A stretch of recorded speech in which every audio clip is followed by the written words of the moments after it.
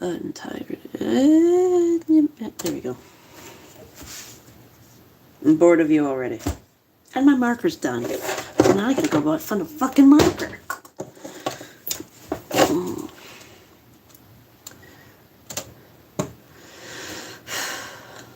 There we go.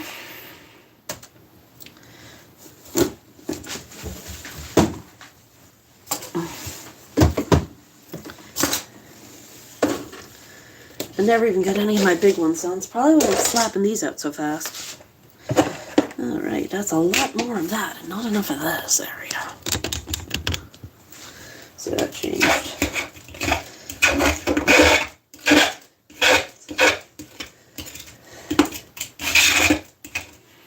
A little bit better. Don't need that much of that, though.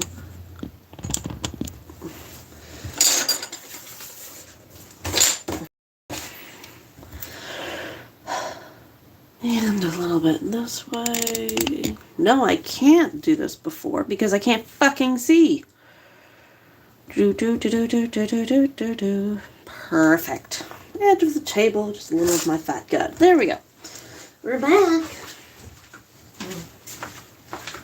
Finish shaving a bit. I want to finish this guy. So these are the eyes I started last night. Kind of like it, kind of don't. But we're going to finish it, because I like it enough to do that anyway. I bet I don't have a goddamn sponge. Probably not. I'm not smart enough to do that. Alright. Just go with the brush then. And pick one up next time. Park this door. Now what to listen to? Alright.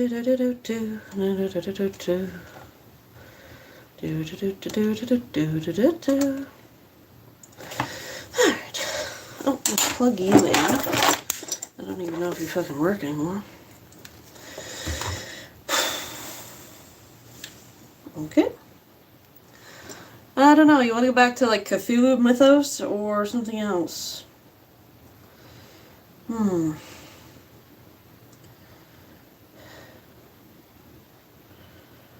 Horror Stories of Robert E. Howard.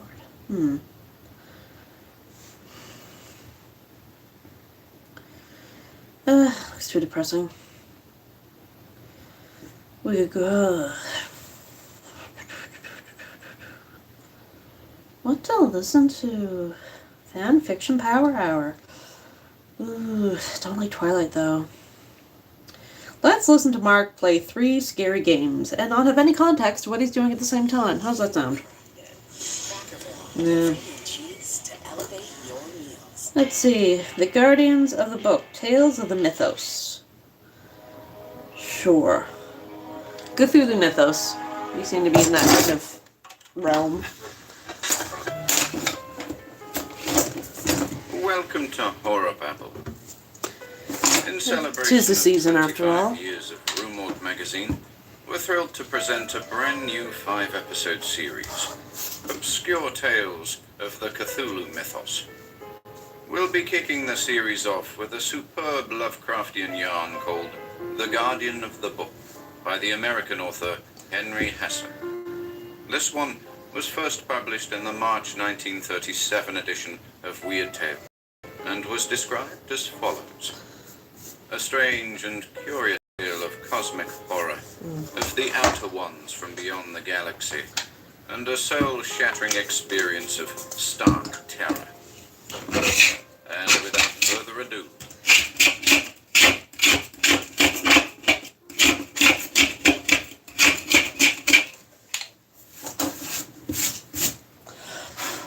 The Guardian of the Book by Henry Hesse. 1. I am always keeping an eye open for old second-hand bookstores, and as my business takes me to all parts of the city, I have not a few times entered such places to Did you draw that? Yes, thank you. I'm doing a couple of pieces for Halloween October gallery. Any one of my several hobbies and interests. On this particular February evening, I was hurrying homeward, and as I crossed a narrow avenue on the outskirts Just of the finishing up, wholesale I think. district, I stopped with a pleasurable thrill. A short distance from the corner, I had espied one of those ancient bookstores, one I was sure I had never visited before. A narrow-framed storeroom tucked well back between two brick buildings. I had no particular plans for the evening. Already it was growing dark. It was cold, and there was a brisk flurry. How are you doing of tonight? snowflakes. I entered the haven, which had come to my attention so opportunely. The place was dimly lighted, but I could see that I stood amidst a profusion of books that reposed on shelf and floor alike. There was no one in the front part of the store, but from a rear room came a rattle of pens, so I guessed an evening meal was in progress. Quietly, I browsed around amidst the topsy-turvy miscellany, and must have become oblivious to time, for very suddenly there came a little shrill voice close to my ear. "There is perhaps some special book?" Startled, I spun around. There beside me, and peering up into my face, was absolutely the strangest little man I had ever seen. To say that he was tiny would be the literal truth, for he couldn't have stood a great deal over 4 feet. His skin was smooth and tight, and of a color that could only be described as slate gray. Furthermore, his absurd dome of a head was entirely bald, there being not even the slightest vestige of an Hello, eyebrow. how are you today? And in all my life, I had Finishing never up seen this piece anything and half starting so again. black as those eyes that stared up into mine. As he asked again, "There is perhaps some special book?" I laughed uneasily. "You startled me," I said. "Why, no, nothing in particular. Just looking around. Thought maybe I could find something to take home with me this evening." He did not speak. He only made a slight bow and motioned me to go ahead.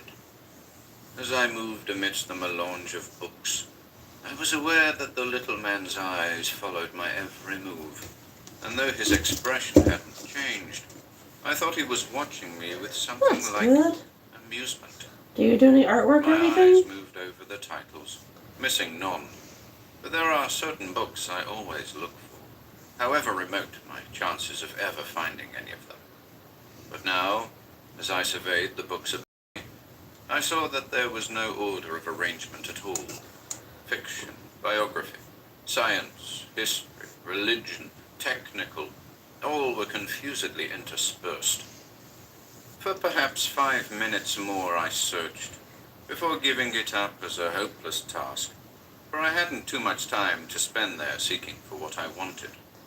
The little man had moved, and now he was smiling, not unfriendlily. "I am very much afraid, sir, that you will never find what you are looking for." I had become somewhat impatient, so I said frankly, "I agree with you there. I never saw such a mess as this." "Oh, I've just moved in here," he explained, still smiling, "and have not had much time to arrange things in their proper order." I had surmised as much. I need to get I said another I would drop in later, and started black for the door. marker. He placed a hand on my arm. "But wait, you misconstrued my meaning when I said you would never find what you were looking for. I was not referring to the disarrangement of my books." I merely raised my eyebrows, and he went on. "I hope you won't be too astonished, Dr. Wycherley, when I assure you that I am quite aware that there are certain remote books you would give much to own, or even to read. Are there not? And remote as these books are, remote as your chances are, you do nevertheless entertain a hope that perhaps someday, by some lucky chance, you might come into possession of one of them. Is it not true?" In my amazement, I answered both his questions at once, hardly knowing that I spoke. "Why, yes, indeed, yes." His bald head bobbed benignly, There we go. and he waved toward the haphazard piles of books around us. "And these," he emphasized in that shrill voice, These? Ah, they are rubbish. They are nothing. You will not find there what you seek. I was astonished at his Well, fuck. vehemence. Probably not, I murmured vaguely. But you, just now you mentioned my name, and I was not aware that you knew me. Would you mind explaining? Ah, yes, you are puzzled, of course. You're wondering how I came to know your name. That, sir, is entirely inconsequential. Even more so do you wonder how I could possibly know of that secret desire of yours. The desire to peruse those so-called forbidden books which speak of the unthinkable things of evil. The books which are now so inaccessible as to be indeed forbidden. Suffice it to say, for the present, that I cannot help but know of your delvings into subjects of the weird and terrible because it is most imperative to me that I should know. Therefore, I know. But I think you will agree that your quest for such books is a rather hopeless one. The various versions of Alhazred's Necronomicon, Flammarion's Atmosphere, Von Yunt's Nameless Cults, Kane's Magic and Black Arts, Ibon's book, and the mysterious King in Yellow, which, if it does indeed exist, must transcend them all. Here we go. These will you find lying around. Good morning. Well, Even good those evening for few me. that Good are morning known for to be you. in existence are under lock and key. Of course, there are other. I'm gonna do this again. Well, at least I'm gonna try to anyway. For example, Alright. you probably had a difficult time in locating that edition of the Nameless Cults which you now have in your possession. And criminally expurgated as it is, I imagine you find it very unsatisfactory. Yes, I do, I admitted breathlessly. I was surprised. Alright, let's try that again. Possessed of such evident I'm gonna familiarity do this a little bit with differently. tertiary literature. The Nameless Cults which I have, I went on to explain, is the comparatively recent 1989 edition, and it is puerile in the extreme. I should like very much to get hold of one of the originals, published in Germany, I believe, in the early 1800s. But he waved that peremptorily aside. What of the Necronomicon? He said. That most fearsome and most hinted at of all the forbidden books. In Australia or Europe with that time zone? That This could be in Asia too. is even beyond my Come on, fondest blossom out to the map. And if I were to tell you that I have here in this very shop the Necronomicon, I did not bat an eyelash. You haven't, I stated positively. He looked not at me, but beyond me. True, I have not, he said at last. I thought you would consider that statement an absurdity. He sighed, then went on a bit hurriedly. And yet I wonder if you can imagine an even greater absurdity. A book even more terrible than the dreaded Necronomicon. A book so ominous in its scope as to make the Necronomicon seem as tame as a cookbook, I supplied jocularly. For the tiny man had become almost amusingly solemn and serious now. Yes, a book that tells of things the mad Arab never dreamed of in his wildest nightmares. Indeed, a book not even of this earth. A book that goes back to the very beginning and beyond the beginning. Comes from the very minds of the things that caused all things. I looked at him with a sudden suspicion, then smiled cynically. Are you trying to tell me that you do not have the Necronomicon? You do have such a book as you describe? His I came eyes held mine downstairs for a moment. with my hands full, And just and I for that put everything moment, there was down. a gleam in them. The fuck is the paint? Said he, do you dare to let me show you? Said I, yes, do show me, by all means. Very well. Please wait here a Where's moment. it? I waited, doubtfully enough, and for the first time mused upon the really extraordinary aspect of the thing. I suddenly remembered a story I had read a while back. Something about a man who had entered an old bookshop and was plunged into an orbit of strange adventures. Something to do with vampires. I was disturbed that this story should leap to my mind at this particular time, but I smiled at the thought of anything untoward This little slate-colored man was a quite peculiar person How indeed, did I start? but he did not Start conform with the to my white. conception So I guess we'll of repeat vanity. that. He returned just then, bearing an immense book nearly half as big as he was. "You must understand," he said, "that what I'm going to tell you should not be taken as skepticism. It is important that you should know certain things about this book." He hugged it tightly to him. "That will seem to you incredible. First, you should be informed that it does not belong to me, nor to anyone on this earth either. That is the first incredible thing you must believe. If I were to tell you truly to whom it belongs, I would have to say to the cosmos, and to all ages that were, and are, and will yet be. It is the most damnable book in the universe, and but for it, But no, I will not tell you that now. I will only say now that I am the guardian of it, the present guardian, and you could never imagine what terrible transits of time and space I have made. Can you blame me for edging toward the door? Can you blame me for wanting to get away from there? There had been a growing suspicion in my mind that this man was mad, and now I knew it. But I said, precisely because I didn't know what else to say, "And you want to sell me this book?" He peered at me more intently. "It could not be bought for all the wealth of this or any other planet. No. I merely want you to read it. I am most anxious that you read it. You may take it home with you if you wish. You see, I am aware that in spite of your skepticism, you are consumed with curiosity." He was right. And yet, why did I hesitate? There was something very queer about all this. Something that did not appear on the surface. Something subtle and almost frightening. So far, he had hinted at much, but had told me exactly nothing. He was far too ready to let me take this book away with me. And something told me that if he was so anxious to have me read it, I would do best by not doing so.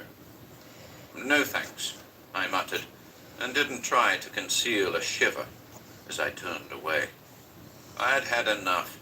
His eyes were too blank, but he had seemed to anticipate my refusal, and at the door he again gripped my arm.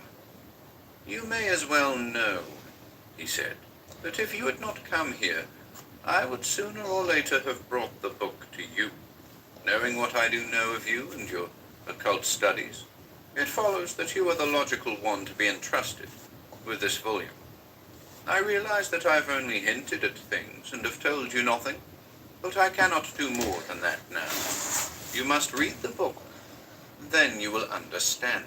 1, 2, 3, 4, 5, My 6, hand 7, on the 8, door. 9, 10, 11, 12, I 13, 14. hesitated one fateful 1, moment. 2, 3, 4. In that Kind of moment, easily the spaced book out. came from under his arm, and he pressed it upon me most eagerly, half shoving me out the door into the dusk of the approaching night.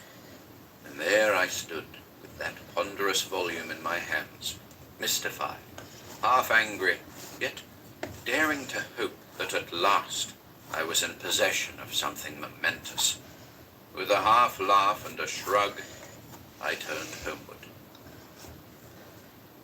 The Shoppers Beauty Plus event is back with more than ever before. Discover more ways to earn more points. A half laugh and a shrug, I turned homeward. Privacy of my rooms. The book was huge, the size of a large ledger, and very thick, the covers edged all around with metal. The binding was of a black faded fabric unfamiliar to me, and the yellowed pages proved also to be of some strange, resilient texture. The pages were covered with strange, angular symbols, long and narrow, and strictly perpendicular. I looked for a keyword, or key symbol, but there was none. So I stared at the pages, wondering how I was to decipher them. And then a strange thing happened, which was to be only the first of many strange events that evening. As I stared and continued to stare at those bewildering pages, I thought I saw one of the symbols move ever so slightly. And as I peered intently at the page, it became apparent the symbols did indeed move as my eyes ran across the lines, rearranging themselves ever so minutely, writhing and twisting like so many tiny snakes. And with this queer, writhing movement, I no longer wondered at the meaning of those symbols, for they became suddenly clear and vivid and meaningful, impressing themselves upon my consciousness as so many words and sentences. I knew that I had indeed stumbled upon something very great. The book seemed to exude an invisible aura of evil, which at first unnerved me, and then pleased me, and I determined to lose no time in plunging into my task. Seated at one end of a library table, I spread the book before me and pulled a lamp nearer. So, comforted by a blazing log fire at my right, I turned to the very first page and began the most fantastic, I might almost say insane document I have ever read.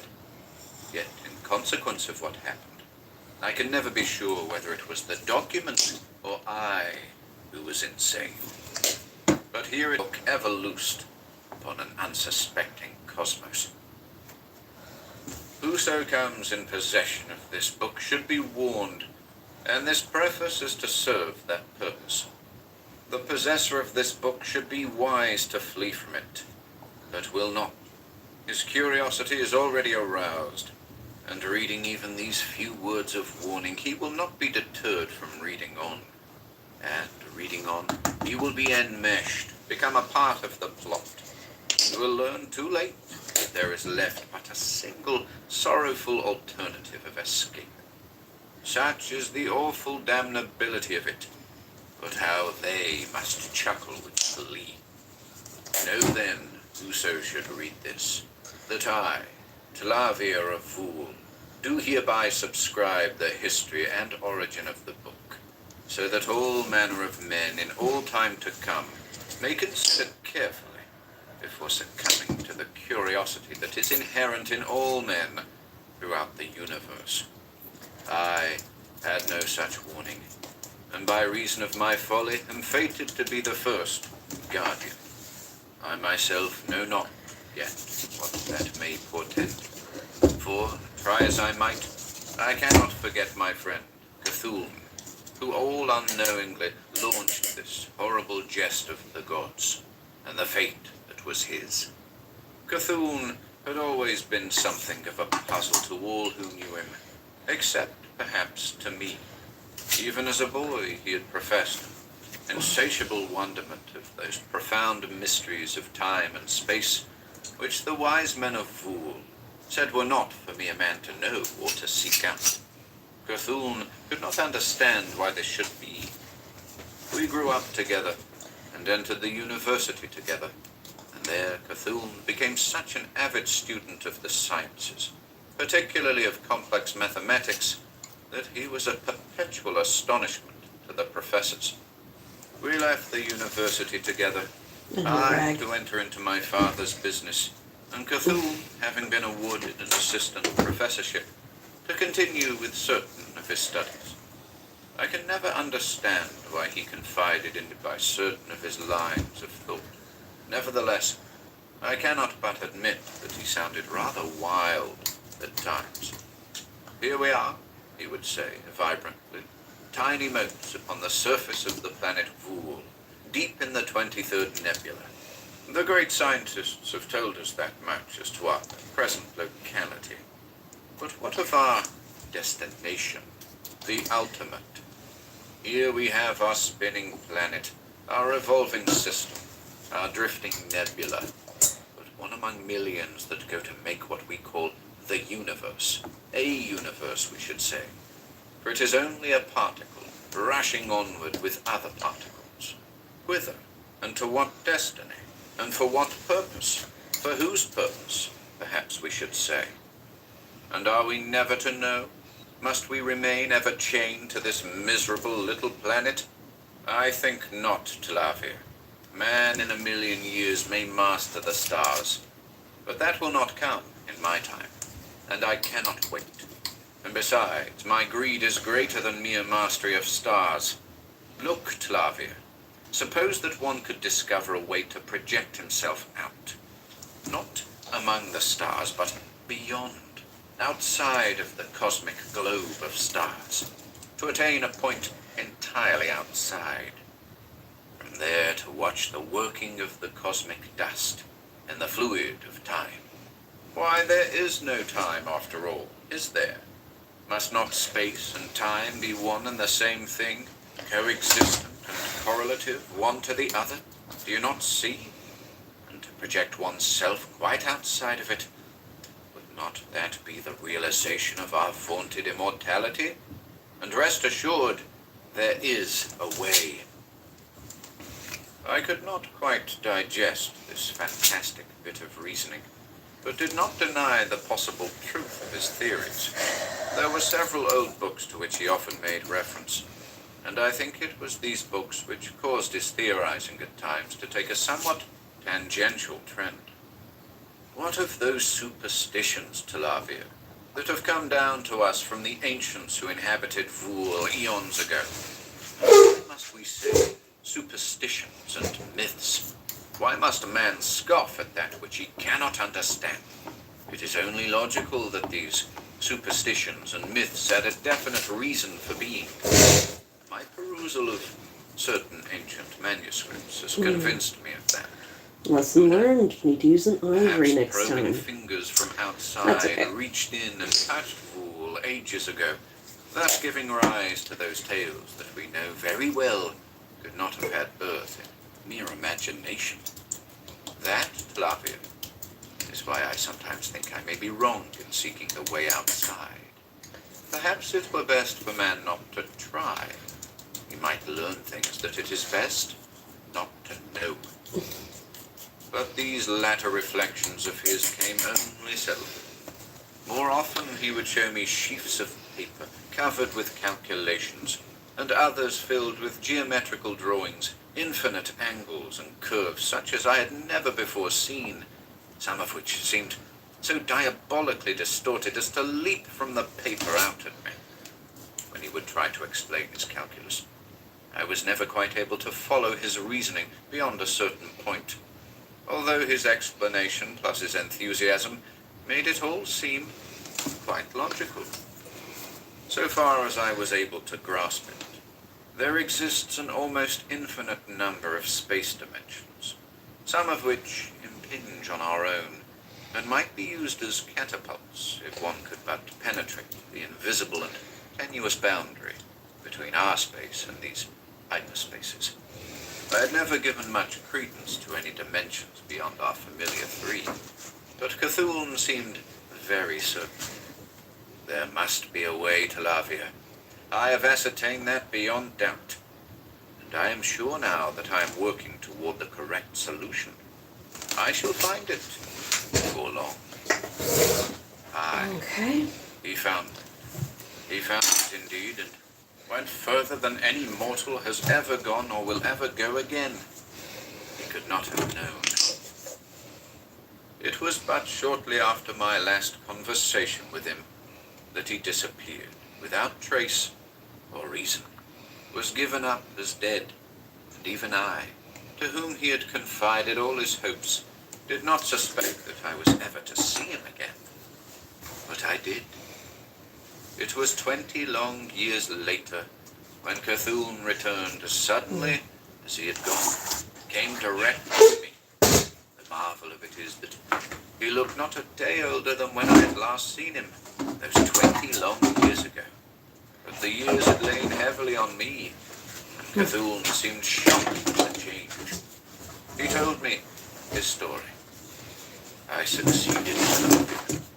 I knew I was on the right track with my calculus, but it might have gone for naught had I not interpreted a certain passage from one of those ancient books. It was a sort of incantation, the very essence of evil, which opened the door when spoken in correlation with my dimension calculus. The purport of this incantation I cannot tell you now, but it should have warned me that the thing I was doing was for no good. Nevertheless, I dared. I had already gone too far to turn back. I carried the thing through, feeling a little foolish perhaps, only hoping but not knowing that this was the combination I had so long sought for.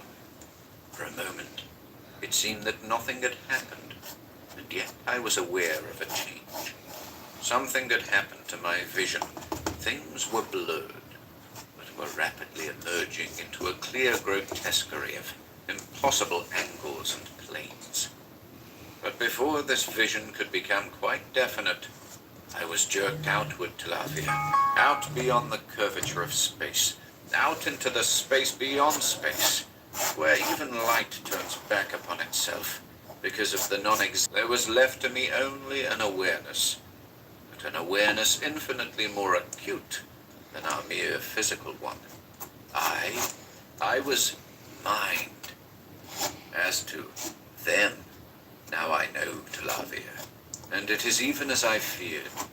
They are not to be imagined as beings or things, or anything familiar to us. No word is adequate. They are forces of pure evil, the source of all the evil that ever was, and is, and will be. Sometimes they reach in. There is a purpose. Cthulhu's hand brushed his forehead.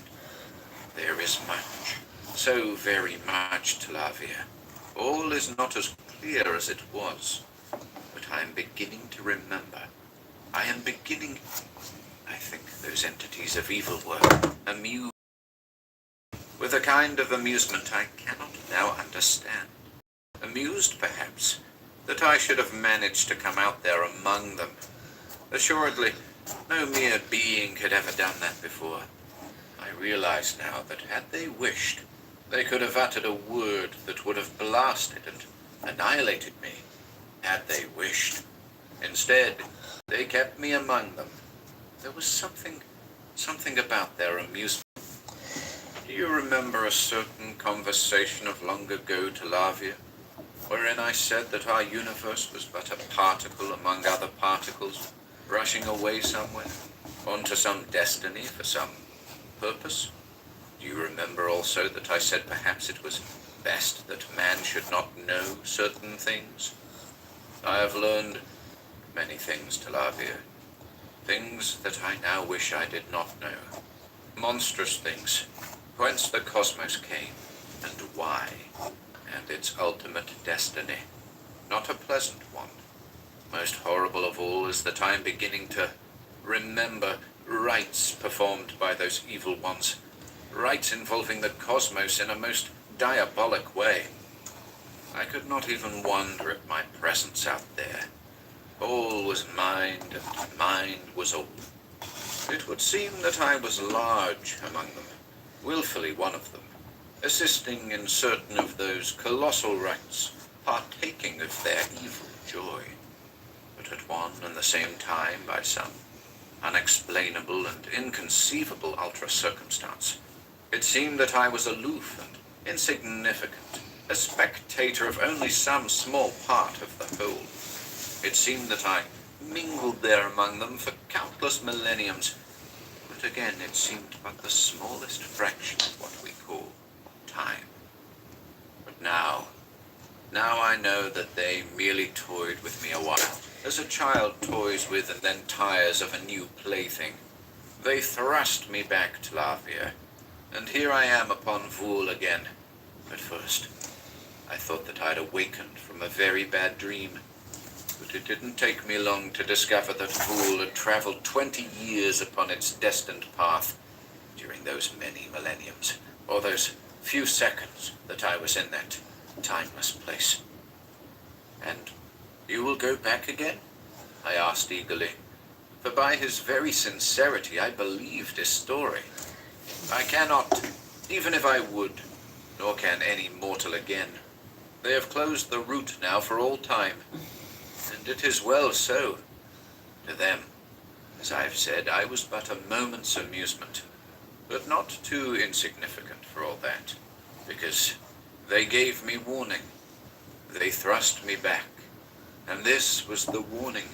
If ever I made known to another mortal the slightest of the secrets I had learned, or mentioned any part or purpose of the awful rites I had seen enacted, my soul would be shattered into 1,000,000 fragments, and these tortured fragments scattered shrieking throughout the entire cosmos. That is why, Talavia, I dare not tell you more than I have. More and more memory floods in upon me, but I dare not speak of things, because I know that they can reach in. From that day, neither Cthulhu nor I again mentioned his sojourn outside. For a long time I could not forget the things he had hinted at. But how terrible must have been that which he dared not tell. Several years passed, and the whole thing became more or less a myth in my mind. But not so with Cthulhu. It was easy to see.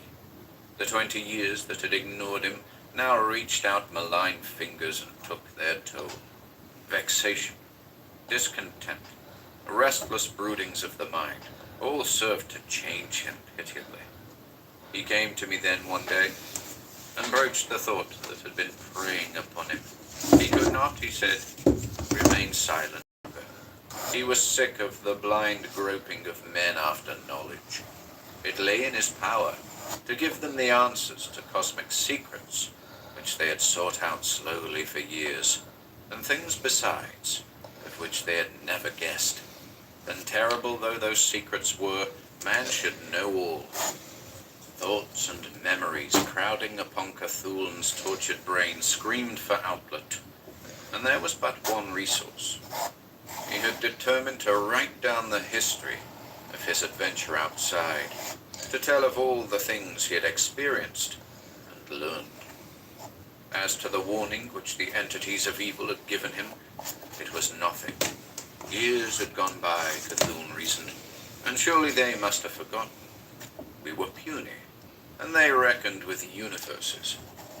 I did not demur. Like Cthulhu, now that the years had passed, I felt that the warning of those outer ones was a little thing. Thus was the beginning of the jest. Never can I forget that night when doom descended upon the city of Fool. I had left the city but a few hours before, accompanying one of my caravans into the near neighboring town, access to which led through a tortuous passage in the encircling mountain range. The passage was made without mishap, and my business transacted, I was hurrying homeward alone, and was well into the mountains when that strange darkness descended so mysteriously and prematurely. Shortly thereafter, I saw the long, livid streamer that came flickering out of space, to hesitate a moment, and then dart out of sight directly behind the range ahead of me. I spurred hurriedly forward, already with a feeling of disaster. When I finally pushed through the passage and came in sight of the city, the streamer was gone, and everything was quiet, with a stillness that seemed to shriek in agony, the pale stars peering fearfully down. I entered the city and came upon a person groveling in the street, and when I bent to help him, he seemed not to see me, but shrieked over and over again something about the shape that had come slithering down the streamer. He lapsed then into a drooling insanity. I left him lying there and passed on into the heart of the city. It was not long before full, unhallowed horror burst upon me. The entire populace had been rendered not only gibberingly insane, but stark blind. Some lay quite still in the streets, in merciful oblivion. Some still writhed and mouthed unintelligibly of the thing that had descended to blast their minds and their sight, and others groped pitifully about, dazed and whimpering. I rushed to the house of my friend Cthulhu, but already I knew I was too late. I found what I had expected. He was dead, but his body, as I gazed on it, was scarcely recognizable as the one I had known. It was entirely covered with tiny blue perforations, gruesomely suggestive. His limbs were horribly distorted and broken. His eyes had been torn from their sockets.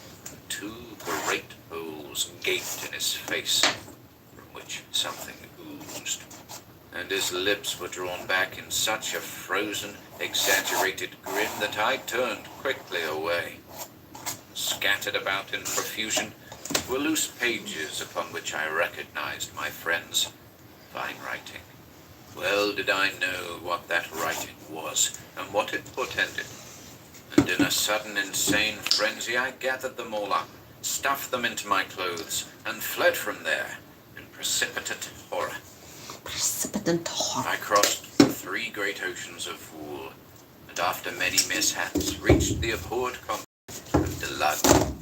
I ascended the tortuous inner mountains, and descended into the lowlands, fraught with those creatures supposed to have passed from the face of Vool eons ago. Slowly, relentlessly, I thrust my perilous way forward, and finally, half dead from hurt and fatigue, reached my objective, the half-mythical city of a mysterious and fanatical priest-like sect, so secluded that only the veriest rumors of its existence ever reached the outer realms of Vool.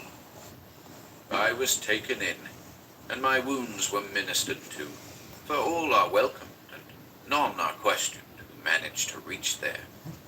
So it was that in the quietude of my temporary quarters in that deep-hidden city, I dared finally to delve into the secret linings of my clothes and bring out those pages which Cthulhu had written before doom descended upon him. Arranging them in their sequence, I saw that Cthulhu had been allowed to finish his treatise, and somehow this fact was more profoundly disturbing than if he had been suddenly cut off before he could finish. Tremulously, I began to read, and was immediately absorbed. But before long, I encountered Cthulhu's first few hints of the cosmic horrors to be revealed, and I began to waver. I read on. A few more pages. I became appalled and frightened. I lost heart then, would have ceased reading, would have destroyed those pages for all time, but found to my unutterable horror that I could not. A will that was not my own compelled me to read on. All things around me ceased to exist. I was no longer bound to Vool, but was drawn, sensually if not bodily, into the very midst of those mad pages. Far into the night, and into the morning hours, mind reeling, soul recoiling, I perused those all-revealing pages, which moved relentlessly but surely toward a final, culminating immensity which froze my brain. A sullen dawn was looming when I finished that terrible treatise, and screamed curses upon all the gods that were, for then I knew. Fool that I was. Fool to have thought that the tiny globe of Vool, or the entire cosmic sphere itself, could contain any place of hiding from them. Fool not to have destroyed those pages utterly unread. But it was too late. The eternal dirge of all mankind's. Too late. I had succumbed to that deadly and avaricious arch-enemy, curiosity. I had read, and was utterly and damnably doomed. And now, as if in answer to my imprecations, there came a mocking chuckle of amusement, as if from far away, and then nearer, riding down the star wind, faint and clear, a peculiar sibilance and a shifting, as if every individual atom in the planet of Vool had been deviated infinitesimally from its path. Intense cold, a kind of livid glare that burst suddenly, filling all the room about me. And then, I think I tried to shriek, but each succeeding attempt rose to a certain point in my throat and stopped. How can I convey the soul-shattering horror of that moment when, from the nothingness before me, there emerged a thing, a sort of shapeless, writhing mass, greenish and fluorescent, tangible and sentient, indescribable because it was constantly changing, fading away at the edges as if it were but a projection, reaching through from some other space or dimension. In that moment, I remembered those words Cthulhu had said to me, because I know, Tlavia, that they can reach in.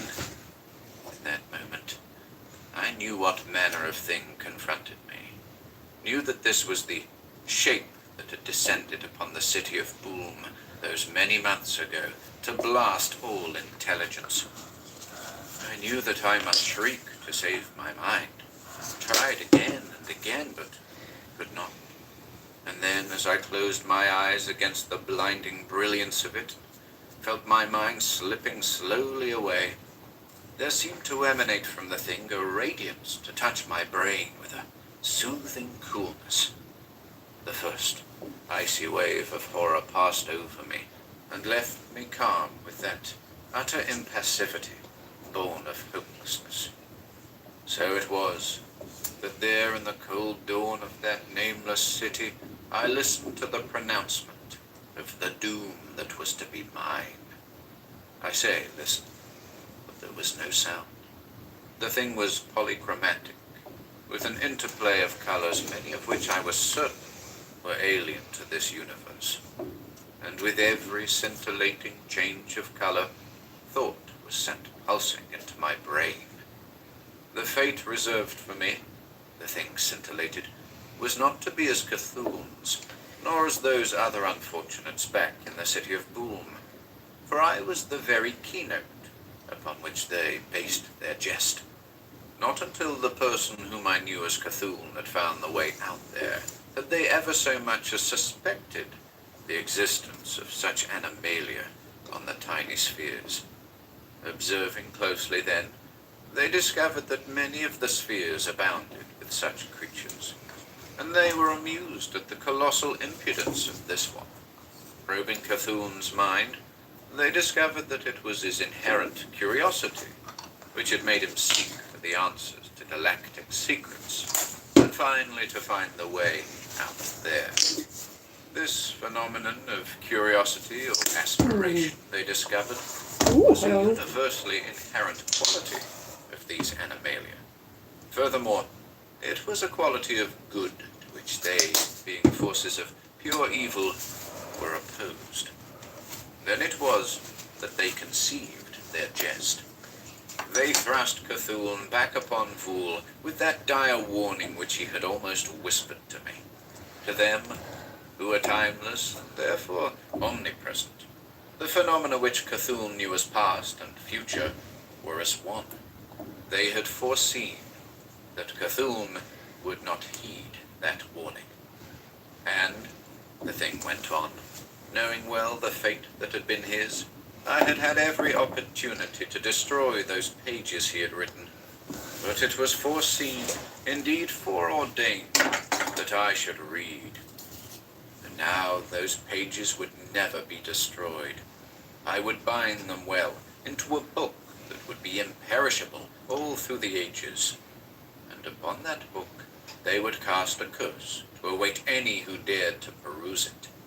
And, as a stimulant to this gigantic scheme of the Outer Ones, conceived by them for their own amusement, I must preface the book with a warning to all mankind. Then let him disregard the warning who dared. Reading on, there could be no turning back. He would be compelled to read on to the end, and upon him would devolve the curse. Only when such a one had dared would I be free. As to the curse, the thing continued, and my immediate fate, he was undetermined. Perhaps he would take me out there. Such things as aspiration and emotion and mind, in connection with the tiny motes they had newly discovered on the spheres, had aroused a transient interest, and experiments would be entertaining. Such diabolism only those entities could conceive. The thing is gone now, as I, Tlavia, conclude this preface of warning. But I feel that I have written these words under a pervading surveillance. from infinitely far away now, I seem to hear unleashed shouts of glee. Or is that only my imagination? But no, very close to my ear now, as I write these final words, comes that penetrant and portentous chuckle, which I know is not imagination, to remind me that this which I write, everything, all, is but a part of their preconceived plan. Shake and win millions of prizes with the AliExpress $1 challenge.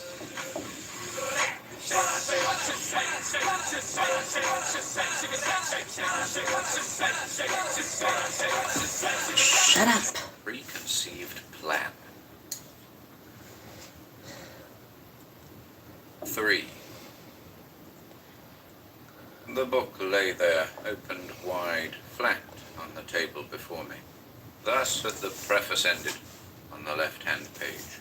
The page opposite it was blank, and there were many pages following. For a long time I sat there, in the absolute stillness of the room, pondering, full of amazement at what I had just read, wondering what evil secrets might be revealed in those following pages. Even the things hinted at in the preface were suggestive enough.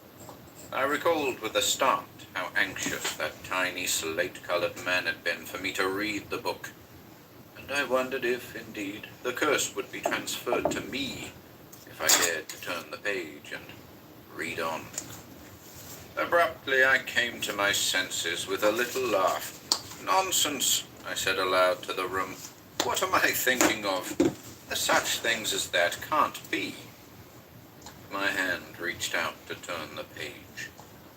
The log in the fireplace snapped sharply. I arose to replenish the fire, noticing as I did so that the clock on the mantel said 20 minutes until midnight. For the first time, I was aware of the chill that had crept into the room. As I turned from my task, I saw that tiny man of the bookstore standing very quietly there beside the table. Now, by all rules of propriety, I should have been shocked or astounded or scared. Later, I wondered why I hadn't been. But right then, I wasn't any of those things. I should at least have done him the courtesy of inquiring how he had learned my address, or how he had managed to enter my room, the very solid door of which I had most decidedly locked. But right then, as I turned and faced him, I only seemed to think how very appropriate this all was, that he should be there so very opportunely. There were several of the most deucedly puzzling points about the book that I should like to clear up. Oh, I knew, of course, that all this was nothing but a dream. Knew that that was why it was so illogical. The little man spoke first, in answer, as it were, to the very first question I had been about to propound. "No, I am not that Tlavier whose warning you have just read," he said with a monotony that suggested an infinite weariness of repetition. "The fact is, we may never know how many eons ago this diabolic thing began. That very part of the cosmos where the book had its origin may long since have passed into oblivion. But for all of that, neither am I of your world. It was ages ago on my own planet, the very location of which I have long forgotten, that the book came to me in much the same way it has come to you, brought to me by a queer person not of my own planet, who had traversed the ages and the outer spaces with the book.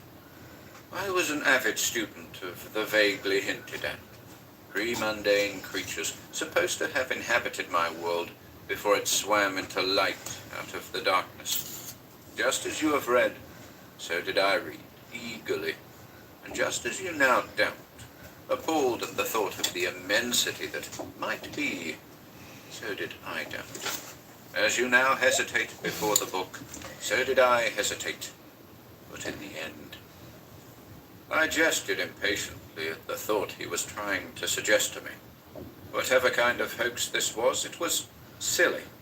True, I'd always been an imaginative person, my library consisting of the weirdest literature ever written. But always deep in my mind was the safe and comfortable knowledge that it was literature and nothing more. But now, to ask me to believe that upon this book had been placed a curse, to be transferred to him who read, that it had come here through space and through the ages from some alien planet, brought here by this man who claimed he was not of this world, that was too much. It was much too much. That is the stuff of which fiction is made. So thinking, I once more reached out toward the book. But, thank God, my hand recoiled in horror as those queer, writhing symbols upon the open page met my eye with a significance that jerked my mind back to a semblance of reason. For I saw that those symbols were not, could not be, of this earth. I felt myself suddenly trembling as all my assurance vanished in an instant. Trembling as my taut mind suddenly sensed things lurking out of sight and sound, but very near. The tiny man had watched my movements with an intense expectancy and eagerness, and as my hand recoiled, his whole being bespoke disappointment and temporary defeat.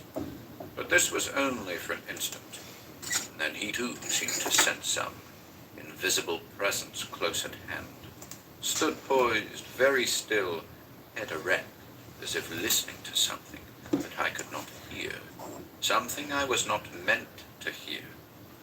For just a moment he stood thus, before he spoke again, and now his voice, as he went on, was weary once more and sad. Yes, you had persisted in believing that all of this was some kind of hoax. But now, even as all the others, you know differently. You delight in delving into the weird and terrible, and I'd hoped that you would be the one. But it has always been thus. On the outermost planet of your system, that which you call Pluto, I encountered a denizen who, like yourself, was intensely interested in the ancient and dreadful superstitions of his planet. He also read the preface that you have just read. He too wavered with that dread uncertainty, but his courage failed him, and he fled from me in the book as he would have fled from a plague. And so I knew that once again I had failed in this grotesquerie, that not yet was I to be free from the curse.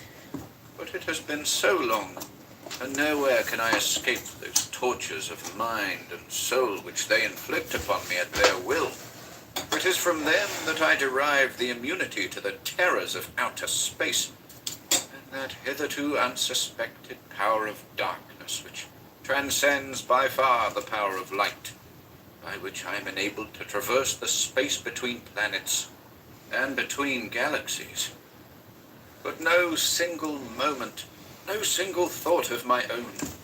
You cannot know the horror of that. Sometimes in the middle of night they project a blasphemous shape upon me, whose toothless mouth opens and closes in an obscene, soundless sound, who sits on my chest to perform a grotesque rite during which my very identity is lost in the churning of chaotic confusion, and my mind reels out amidst the booming monody of the stars, on out into that boundless abyss, beyond the outermost curved rim of cosmic space, where they dwell in contemplation of a monstrous catastrophe to the cosmos.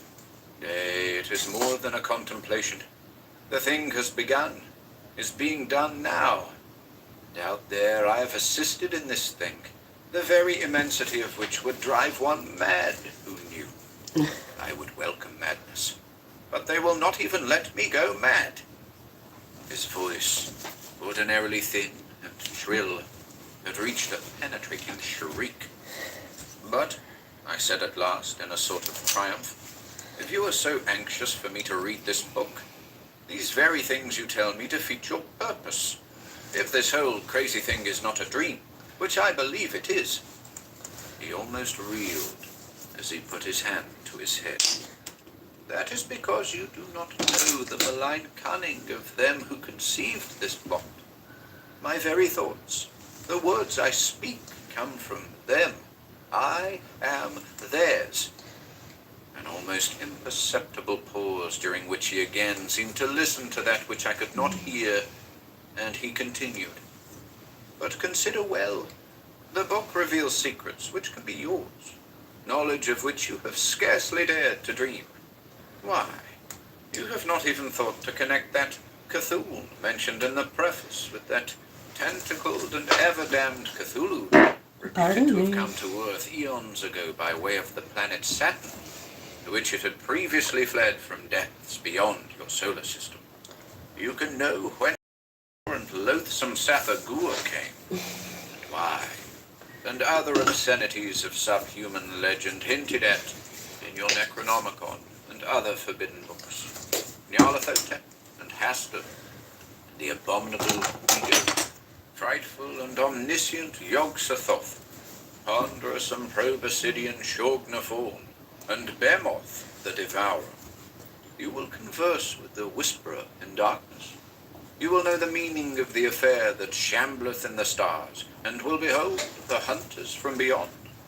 You will learn the very source of those hounds of Typhus who dwell in a chaotic nebula universe at the very rim of space, and who are in league with those outer ones.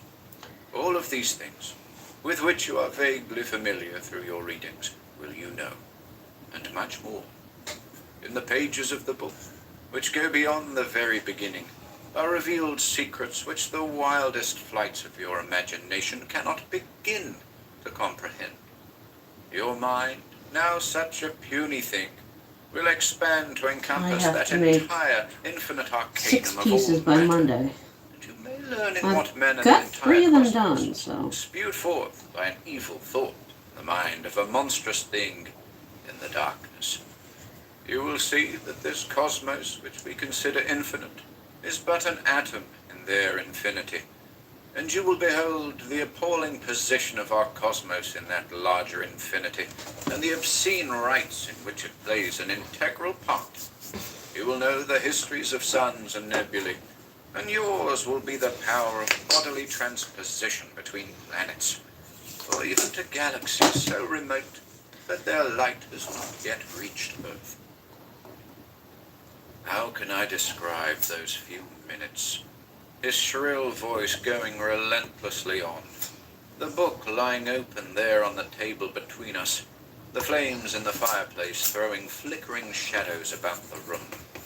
I standing there stiffly erect, one hand on the table, My. and reeling, Lost over 4 trying to hours. Contact your grasp the doctor. great magnitude of these things he was telling me, and trying to weigh, one against the other, what I dared to believe and what I feared to believe. And all the time he was speaking, his head was held in that position which made me think he was listening. Listening for what? And his gaze as he talked was not fixed on me, but over my shoulder at the mantel where rested the clock. Once, while he was speaking, I had slid my hand forward on the table, slowly, to almost touch the book. But an almost imperceptible change in the timbre of his voice made me draw my hand back. And all during his rambling sentences, whether it was the bewildering effect of his words on my brain or not, I shall never know. I seemed to sense more and more clearly the presence of those invisible forces lurking nearby, and they, too, seemed to be waiting. He was no longer speaking. I was not aware of when exactly he had stopped speaking. I only knew that I was no longer listening to his voice, but was listening for something else. Something I knew not what. I only knew that we were not alone in that room, and that the time had not yet come, but was near. So I listened for that which I could not quite hear, and stared again, fascinated, at the book that lay there on the table between us.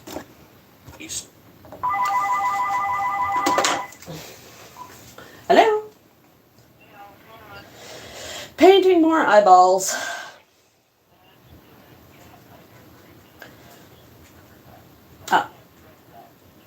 She He was really good at leaving the vet, yeah. Oh, Jesus, it's a ripoff. Yep. I believe so, yep. At least I should be. If I show up and tell me to leave, I'm just gonna go home, though. Okie dokie, mommy. Yeah, I wasn't afraid you couldn't get her in the building. I was afraid she was just gonna, like, slip her leash like she does. You know what she's like. That'll do it. Alright, good night, Mama. Love you. That's my mommy. Alright. Oh, that fascination. Read, he whispered fervently, bending toward me. You know you want to read. You want to read. Yes, I wanted to read. More and more was that fact forcing itself upon me. What sane man could believe that this book had such menacing connections as he had hinted? But I was past being sure that I was a sane man. If I believed this story, I was assuredly not sane. If I did not believe, why did I hesitate? Again, his whisper. You want to read. His almost imploring tone caused me to recoil from the book in horror, but then quickly, a little wildly about the room, into the corners, anywhere except into that little man's eyes, for I suddenly knew that to do so would be fatal. Those unseen forces seemed to fill the room now. I could feel a definite tumult, a sort of surging to and fro, faint sounds of fury, as of a mounting hostility between two opposing groups, a growing but unseen confusion of which I was the center. Into my mind flashed the thought that there was no little grey man, and no book, and that all the seeming events of the evening were but a nightmare from which I would presently awaken. But no. Here I was, standing in my library, beside the table with that absurd little man opposite me, that growing, unseen tumult about me. Could one think thus in nightmares? I wondered. Probably not. Therefore, this was no nightmare. Close upon this illogical chain of thought came another, with a suddenness so terrifying that I knew it had not originated in my own mind. It was one of those thoughts out of nowhere. It was simply the plain and uncompromising knowledge that this was all real, no hoax, no farce, but that I was faced with the most stupendous thing that had ever come to this earth, and must conquer it or be conquered. I knew, too, with a sudden wild hope that I would not be alone in fighting it. Those forces surging ever closer about me were there for a purpose, presaged something in my favor. I turned then, with a slow deliberateness, and faced the tiny man who was waiting. No word was spoken, as my eyes met his very black and bottomless ones. I was lost. Too late I knew it. Everything around me vanished as those eyes grew, expanded, became two huge pools of spaced black and boundless beyond all imagining. I had been caught by the suddenness of it, but with a feeble instinct I fought against those eyes which seemed to draw me. But there were no longer any eyes. My feet were no longer on the floor. I was floating serenely along somewhere, 1,000,000 miles out in that black sea. Serenely. But no, I was no longer floating now. A touch had brought me back. My feet were on the floor again, and I stood close against the table. But something, some part of me seemed still to move along against my own volition. That was funny. I wanted to laugh. It was my hand that was no longer a part of me, that was creeping, crawling, sliding like some sinuous serpent across the smooth tabletop, toward the book. Yes, I remembered then, in a vague sort of way. There was a book on the table, a book that lay open and waiting, a book that for some terrible reason I must not touch. What was that reason? Slowly, I remembered. There was a queer little man with very black eyes, who had told me an awful fact about the book, who had wanted me to read. To touch it would mean that I should read, and read, no turning back. Ah, how fully did comprehension then flee back to me through my rising panic, as I sought in vain to stay the hand that crept along the table there like some Judas that would betray its master. How that churning confusion about me did increase, warningly, sweeping around me in an undulating wave as if they, too, knew something of the panic that was upon me. How they closed in around me, those unseen forces, from behind, from all sides, purposeful, as if they would press me back away from the table, away from the menace of the book. I almost heard tiny, warning voices flitting past my ear, almost felt fingers tugging valiantly at my own, and for a moment I thought I comprehended. These forces, rallying valiantly about me, had they once succumbed to the book in ages past? Countless beings from all parts of the universe come now to align themselves with me against the forces of the book. I may have guessed close to the truth. I shall never know. Nor shall I ever know by what terrific effort I finally hurled myself away from that table. I do not remember it. I only know that I stood at last, supporting myself on the back of my chair, trembling in body and weak in mind, knew that the tension of that terrible moment was gone, and that the forces which had rallied around me were once again quiet, waiting. That this was but a temporary respite in the battle I well knew, and knew too that my exhausted brain could not endure another such assault. A half-dozen feet away, the book lay face up on the table, a menacing, mocking thing. Opposite it, that tiny man still stood on the self-same spot where I had first glimpsed him in the room. In those black eyes was now a luster, a bright luster of hate for those forces which had fought with me against him, those which he must have known would come.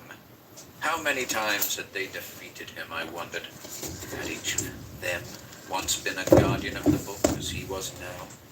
If ever he won release from the book, would he in turn join forces with those who fought against it? Would they ever become strong enough to defeat those outer ones who had conceived this entire plot? I must not waste my strength in wondering, but prepare for the assault that must surely come again. In a sudden flash of illumination, I knew that I must hold on just a little longer, hold on until 12 o'clock. That's why he had watched the clock there on the mantel over my shoulder. It must be very near the hour now, and if I could but hold on, stay away from that table, avoid those eyes, not be caught off guard again.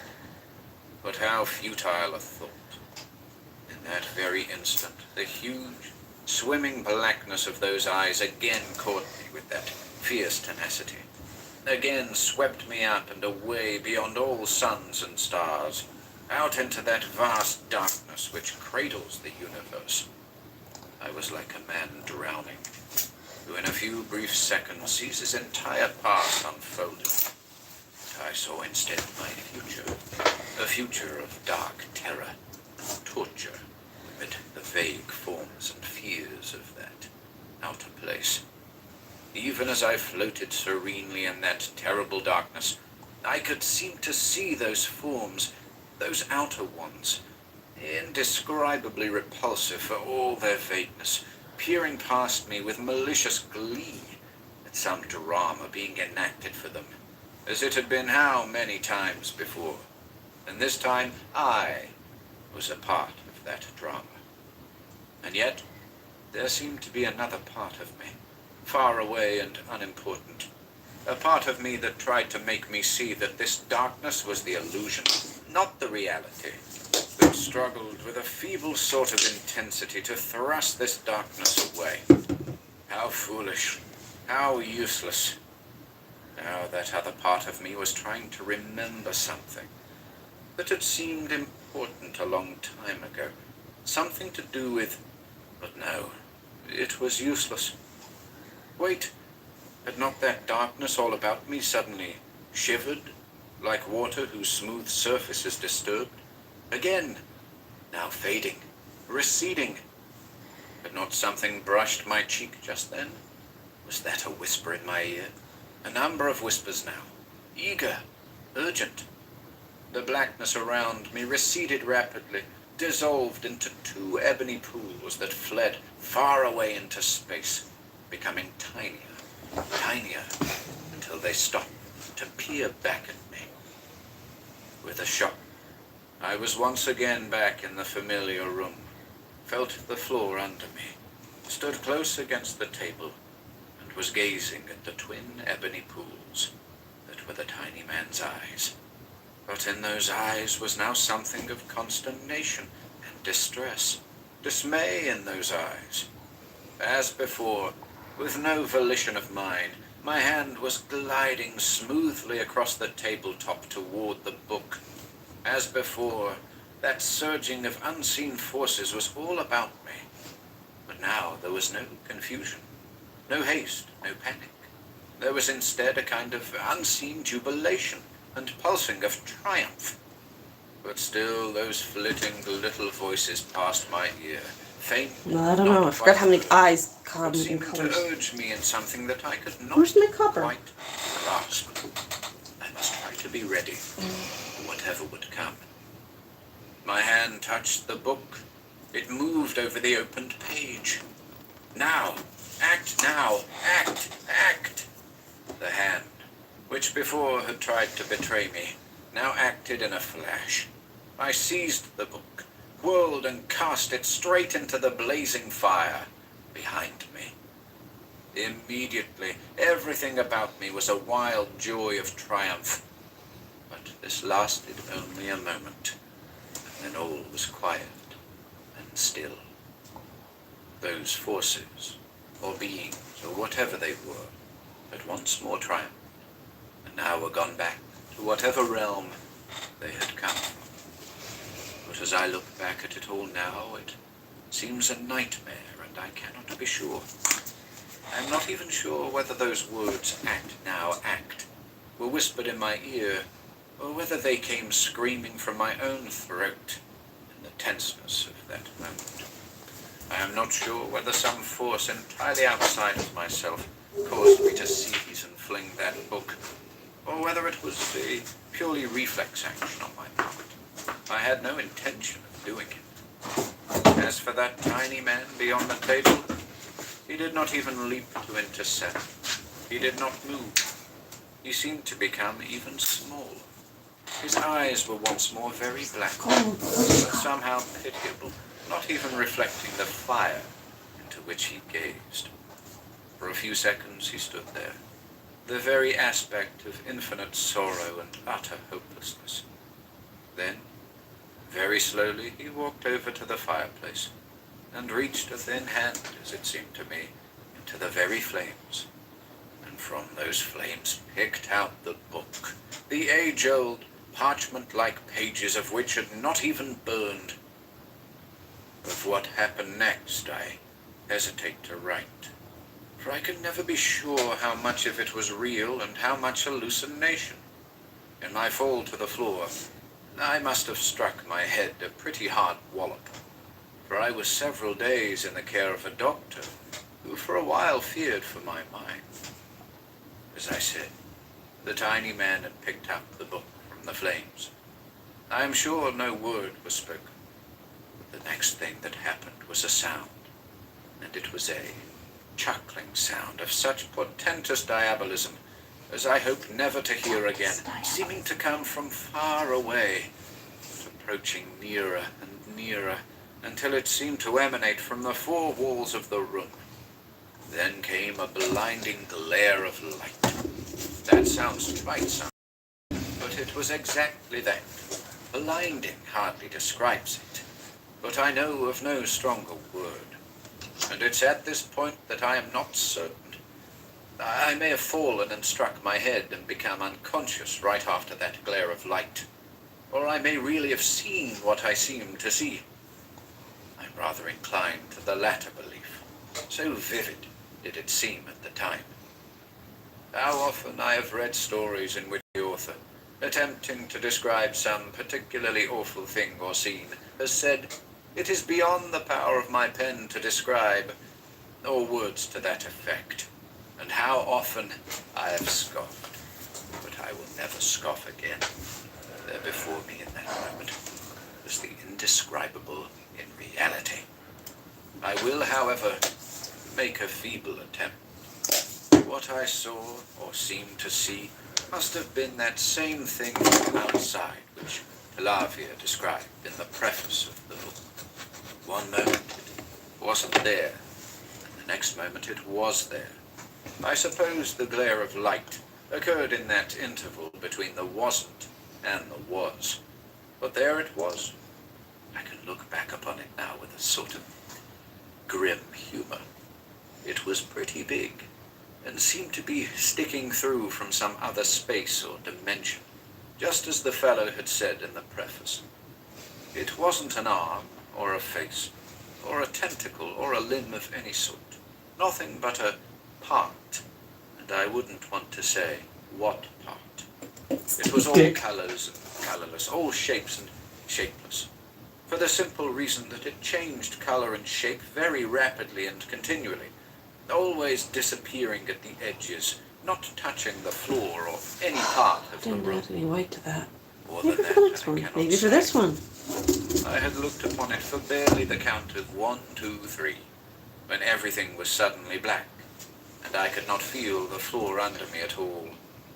But just before my mind slipped entirely away into the abyss, I heard a monstrous word, a name, shrieked in that shrill voice that belonged to the tiny man with the book. And once again that name shrieked in agony, shrill, faint, floating down along the star path, fainter, fainter. The first thing I did, when able to leave my bed, was to pay another visit to that bookstore. As I approached the narrow frame building, its air of utter desolation dawned upon me. I tried the door, but it was locked, and peering through a grimy window, I perceived the books piled around haphazardly on the floor and on the shelves, everything covered with a grey depth of dust. That was peculiar. A curious apprehension seized me. I was sure this was the right bookstore.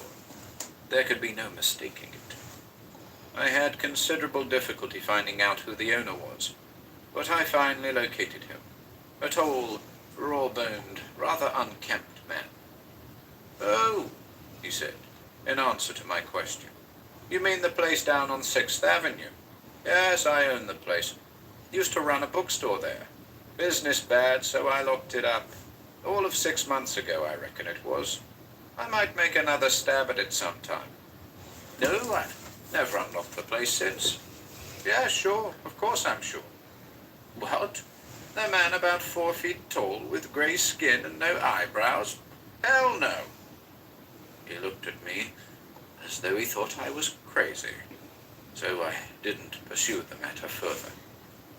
But I don't think I want to read the Necronomicon, after all.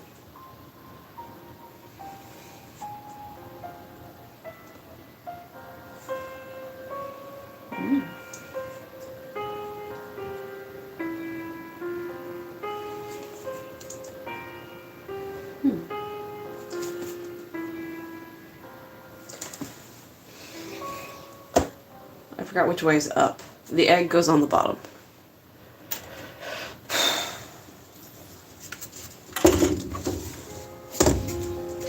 If you enjoyed listening today, be sure to subscribe to the channel by hitting the red subscribe button below. After doing so, click the bell icon next to the subscribe button to receive new content notifications. If you'd like to support I our need to work get and into receive more of the red exclusive oranges. perks, consider becoming a channel member by clicking the Join button below. To support us in other ways, see the video description for links to our Bandcamp and Patreon pages, our merch store over at Teespring, and further information relating to our releases on Audible, iTunes, and Spotify. And until next time.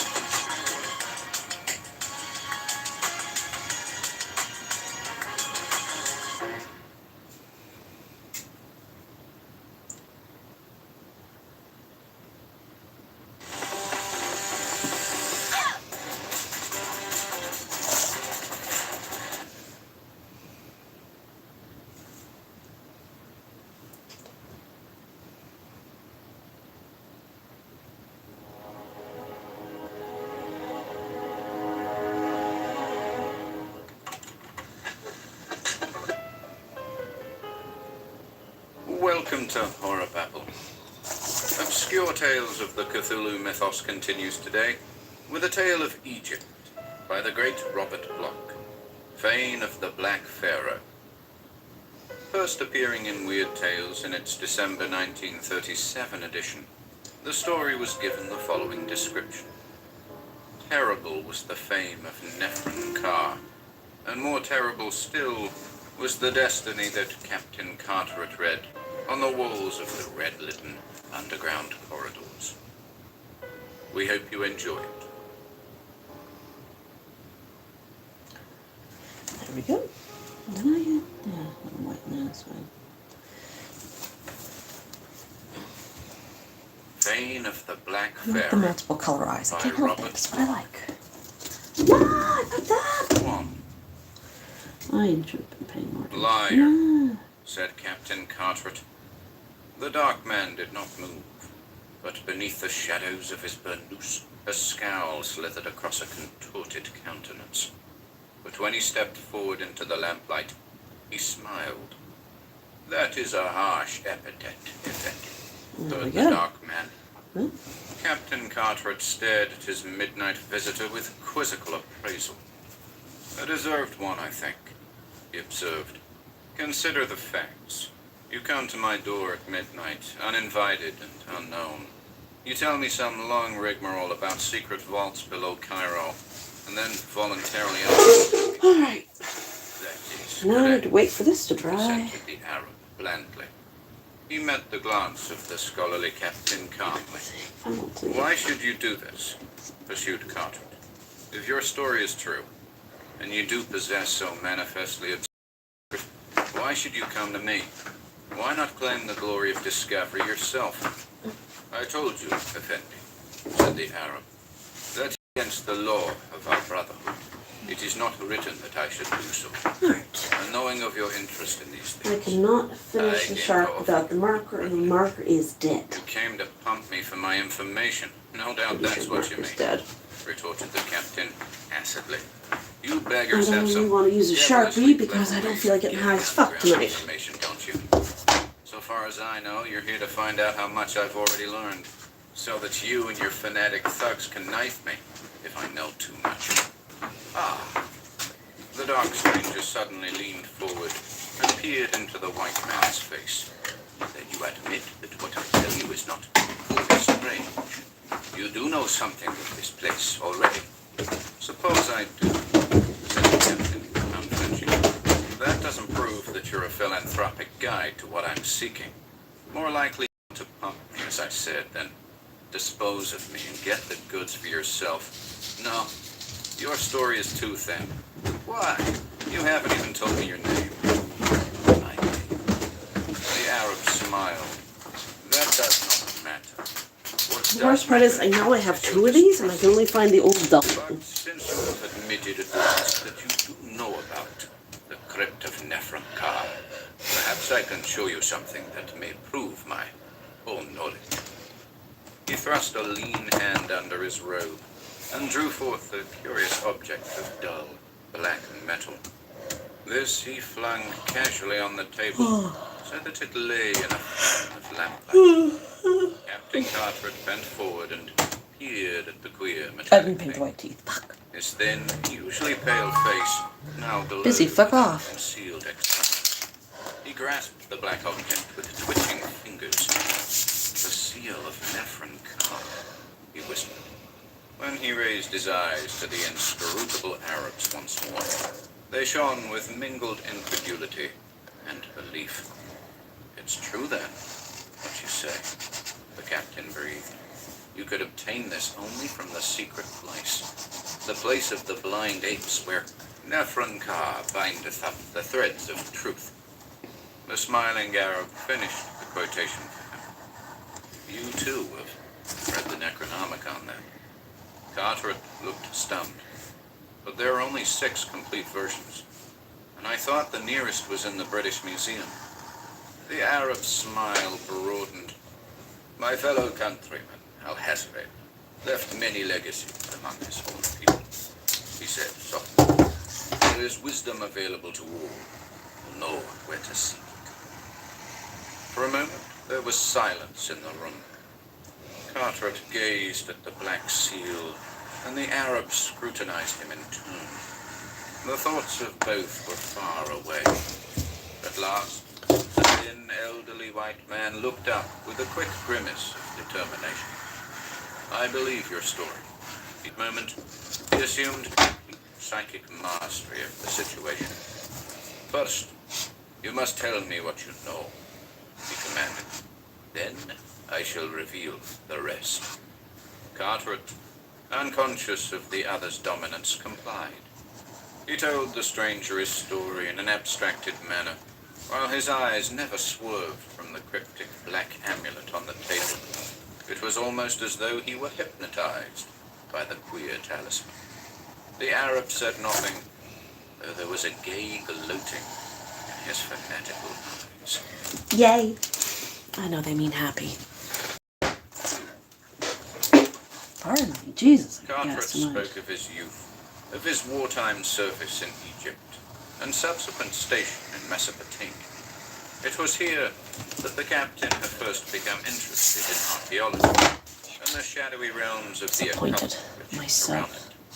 From the vast desert of Arabia had come intriguing tales as old as time, furtive fables of mystic Iran, city of ancient dread, and the lost legends of vanished empires. He had spoken to the dreaming dervishes, whose hashish visions revealed secrets of forgotten days, and had explored certain reputedly... I don't really feel like working on this tonight, so the ruins of an older Damascus, recorded history knows.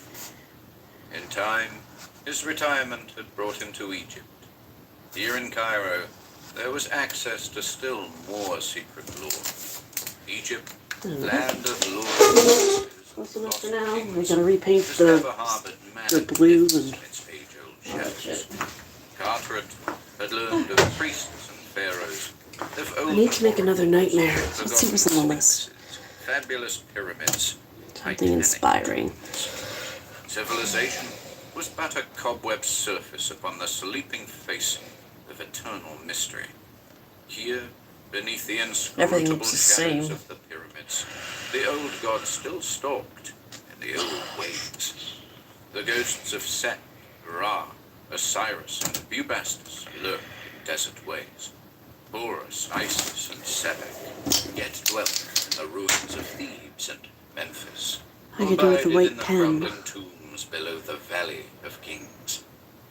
Nowhere had the past big, survived as it did in ageless Egypt. With every mummy, a lot of eyes, the it's got big Egyptologists eyes. uncovered a curse. The solving of each ancient secret merely uncovered... Oh, shut up for a minute. More perplexed. Ugh, it's all the same shit. I love her work. I don't know what to pick. Ugh, I've already done eyes. I'm at the point where I have to make one more thing. I've got the eyes. I've got this the ghost. I need to make 2 more the same. I don't know what to make. I want the best, but I mean, did get pretty tight. Does anybody have any requests for painting? I've never painted a brain. I don't want to do eyeballs anymore. I'm tired of eyeballs. Anyhow, alright. I mean, it would be basic. It would be done. It wouldn't fit with the theme unless I painted the background red. But if it's blue, but if it's pink, it might clash too much. I'm tired of painting the same thing already, and I just fucking started. Alright. I'm sorry, guys. I am absolutely not helping at all with what I should be doing. I don't want to paint brains, UFOs. No. I like her work, but it wouldn't fit, but it also would. It's a watermelon theme. Eyes. I can't paint hands.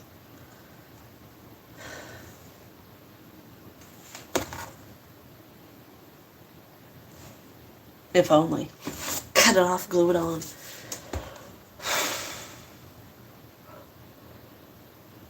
I don't have enough fingers. Okay, fuck it. We're doing the cat, I guess. Because I'm not creative enough to have an original thought right now. Who built the pylons of the temples? Why did the old kings rear the pyramids? How did they work such marvels? Were their curses potent still? Where vanished the priests of Egypt? Pardon me. These and 1,000 other unanswered questions intrigued the mind of Captain Carteret. In his newfound leisure, he read and studied, talked with scientists and savants. Ever the quest of primal knowledge beckoned him on to blacker bricks. He could slake his thirsty soul only in stranger secrets or dangerous discoveries. Many of the reputable authorities he knew were open in their confessed opinion that it was not well for meddlers to pry too deeply beneath the surface. Curses had come true with puzzling promptness, and warning prophecies had been fulfilled with a vengeance. It was not good to profane the shrines of the old dark gods who still dwelt within the land. But the terrible lure of the forgotten and the forbidden was a pulsing virus in Carteret's blood. When he heard the legend of Neferkar, he naturally investigated. Neferkar, according to authoritative knowledge, was merely a mythical figure. He was purported to have been a pharaoh of no known dynasty, a priestly usurper of the throne. The most common fables placed his reign in almost biblical times. He was said to have been the last and greatest of that Egyptian cult of priest-sorcerers, who for a time transformed the recognized religion into a dark and terrible thing. This cult, led by the arch-hierophants of Bubastis, Anubis, and Sebek, viewed their gods as the representatives of actual hidden beings, monstrous beast men who shambled on Earth in primal days. They accorded worship to the Elder One who is known to myth as Nyarlathotep, the mighty messenger. This abominable deity was said to confer wizards' power upon receiving human sacrifices. And while the evil priests reigned supreme, they temporarily transformed the religion of Egypt into a bloody shambles. With anthropomancy and necrophilism, they sought terrible boons from their demons. The tale goes that Neferkar, on the throne, renounced all religion save that of Nyarlathotep. He sought the power of prophecy and built a temple. Start from the inside out this time. See how well that works. His utterly atrocious sacrifices at length provoked a revolt, and it is said that the infamous pharaoh was at last dethroned. According to this account, the new ruler and his people immediately destroyed all vestiges of the former reign, demolished all temples and idols of Nyarlathotep, and drove out the wicked priests who prostituted their faith to the carnivorous Bubastis, Anubis, and Sebek. The Book of the Dead was then amended so that all references to the pharaoh Nefernkar and his accursed cults were deleted. Thus, argues the legend, the furtive faith was lost to reputable history. As to Nefernkar himself, a strange account is given of his end. The story ran that the dethroned pharaoh fled to a spot adjacent to what is now the modern city of Cairo. Here it was his intention to embark with his remaining followers for a westward isle. Historians believe that this isle was Britain, where some of the fleeing priests of Bubastis actually settled. But the pharaoh was attacked and surrounded, his escape blocked. It was then that he had constructed a secret underground tomb in which he caused himself and his followers to be interred alive. With him in this vivisepulture, he took all his treasure and magical secrets, so that nothing would remain for his enemies to profit by. So cleverly did his remaining devotees contrive this secret crypt that the attackers were never able to discover the resting place of the Black Pharaoh. Thus the legend rests. According to common currency, the fable was handed down by the few remaining priests who actually stayed on the surface to seal. Alright, I want the background to be red. It It doesn't fit, it's a cat, but I don't have any brain cells. Story, and the Hang on, old faith. I can't think anymore. Following up this Colors that complement red. Gray and red, pink, red, and white images. Green. I'm making a mint cat. Sound good. Yeah, it's gonna be green. As long as nobody colorblind asks me a question about this. unusual story, Where's my mint? Carteret delved into the Turquoise. of the time.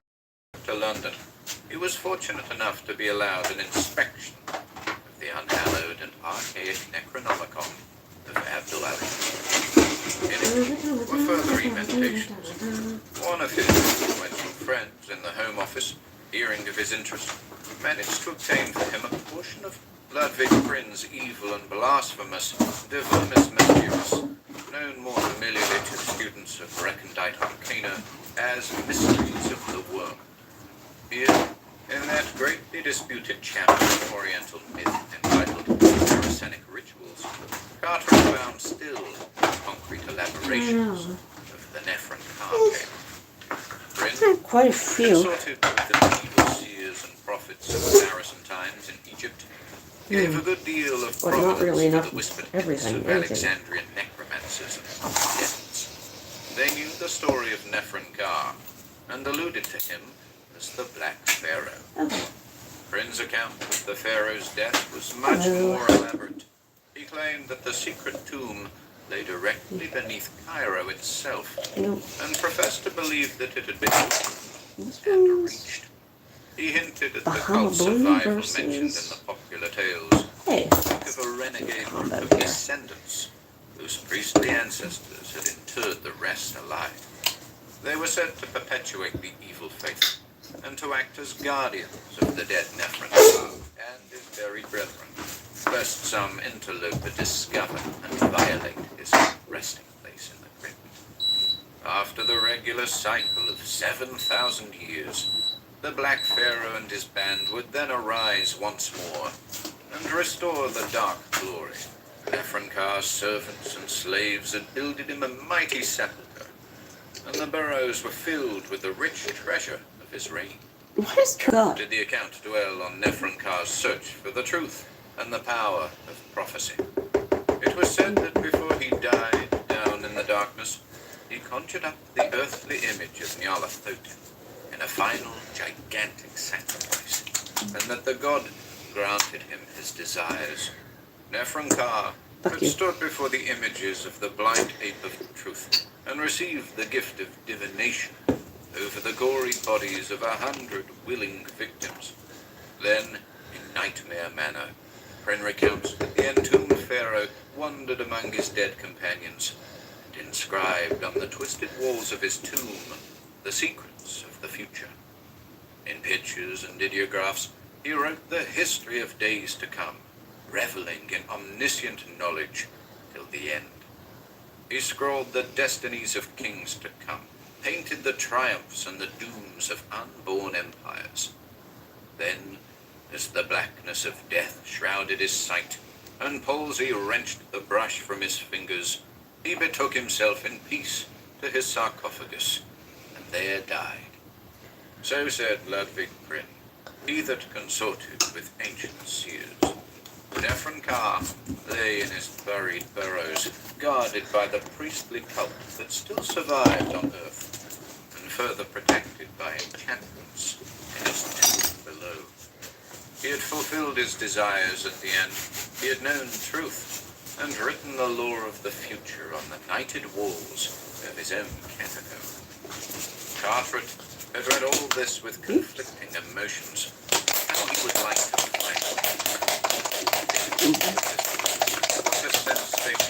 he would revolutionize anthropology. Of course, the legend had its absurd points. Carteret, for all his research, was not superstitious. He didn't believe the bogus balderdash about Nyarlathotep, the blind ape of truth, or the priestly cult. That part about the gift of prophecy was sheer drivel. Where'd it go? Such things were commonplace. There were many savants who attempted to prove that the pyramids, in their geometrical construction, were archaeological and architectural prophecies of days to come. With elaborate and convincing skill, they attempted to show that, symbolically interpreted, the great tombs held the key to history, that they allegorically foretold the Middle Ages, the Renaissance, the Great War.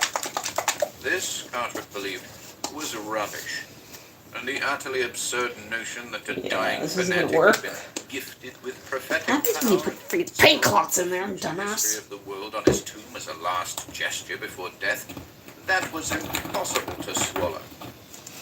Nevertheless, My paint clothes are despite just his solid skeptical now. attitude, Captain Carteret wanted to find the tomb, if it existed. He had returned to Egypt with that intention, and immediately set to work. So far, Damn it. he had a number of clues and hints. If the machinery of his investigation did not collapse, it was now only a matter of days before he would discover the actual entrance to the spot itself. Then, he intended to enlist proper governmental aid and make his discovery public to all. This much he now told the silent Arab, who had come out of the night with a strange proposal and a weird credential, the seal of the Black Pharaoh, Nefernkar.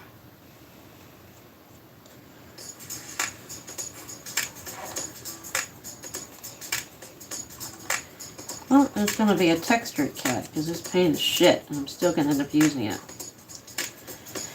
Because that is what I do.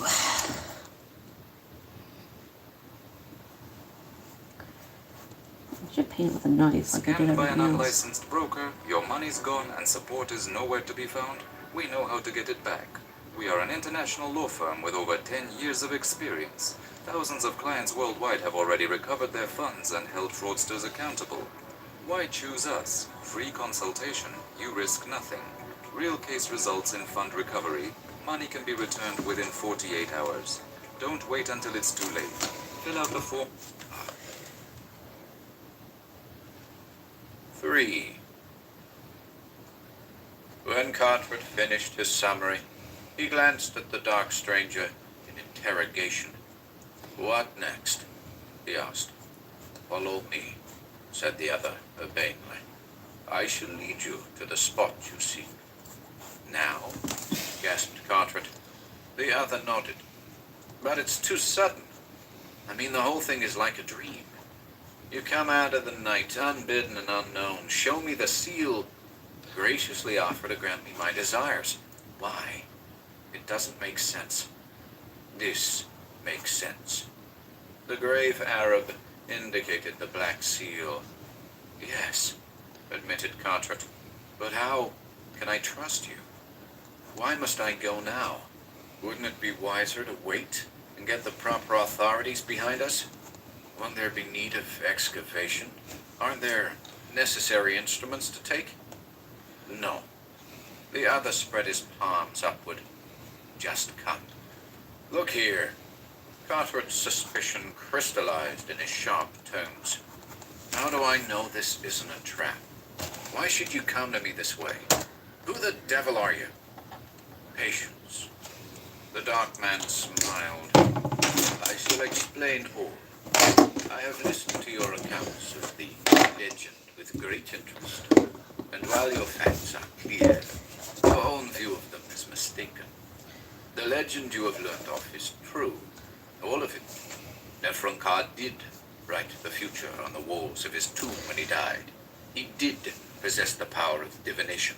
And the priests who buried him formed a cult which did survive. Yes, Carteret was impressed, despite himself. I am one of those priests. The words stabbed like swords in the white man's brain. Do not look so shocked. It is the truth. I am a descendant of the original cult of Neferunkar, one of those inner initiates who have kept the legend alive. I worship the power which the Black Pharaoh received, and I worship the god Nyarlathotep, who accorded that power to him. To us believers, the most sacred truth lies in the hieroglyphs inscribed by the divinely gifted Pharaoh before he died. Throughout the ages, we Guardian priests have watched history unfold, and always it has agreed with the ideographs on those tunneled walls. We believe. It is because of our belief that I have sought you out. For within the secret crypt of the Black Pharaoh, it is written upon the walls of the future that you shall descend there. Stunning silence. Do you mean to say, Carteret gasped, that those pictures show me discovering the spot? They do, assented the dark man slowly. That is why I came to you unbidden. You shall come with me and fulfill the prophecy tonight. Human sacrifice. Suppose I don't come, flashed Captain Carteret suddenly. What about your prophecy then? The Arab smiled. You'll come, he said. You know that. Carteret realized that it was so. Nothing could keep him away from this amazing discovery. A thought struck him. If this wall really records the details of the future, he began, perhaps you can tell me a little about my own coming history. Will this discovery make me famous? Will I return again to the spot? Is it written that I am to bring the secret of Neferunkar to light? The dark man looked grave. That I do not know, he admitted. I neglected to tell you something about the walls of truth. My ancestor, he who first descended into the secret spot after it had been sealed, he who first looked upon the work of prophecy, did a needful thing, deeming that such wisdom was not for lesser mortals. He piously covered the walls with concealing tapestry. Thus none might look upon the future too far. As time passed, the tapestry was drawn back to keep pace with the actual events of history, and always they have coincided with the hieroglyphs. Through the ages, it has always been the duty of one priest to descend to the secret tomb each day and draw back the tapestry so as to reveal the events of the day that follows. Now, during my life, that is my mission. My fellows devote their time to the needful rites of worship in hidden places. I alone descend the concealed passage daily and draw back the curtain on the walls of truth. When I die, another will take my place. Understand me. The writing does not minutely concern every single event. merely those which affect the history and destiny of Egypt itself. Today, my friend, it was revealed that you should descend and enter into the place of your desire. What the morrow holds in store for you, I cannot say, until the curtain is drawn once more. Carteret sighed. I suppose that there's nothing else left but for me to go then. His eagerness was ill dissembled. The dark man observed this at once, and smiled cynically, while he strode to the door. "Follow me," he commanded. To Captain Carteret, that walk through the moonlit streets of Cairo was blurred in chaotic dream.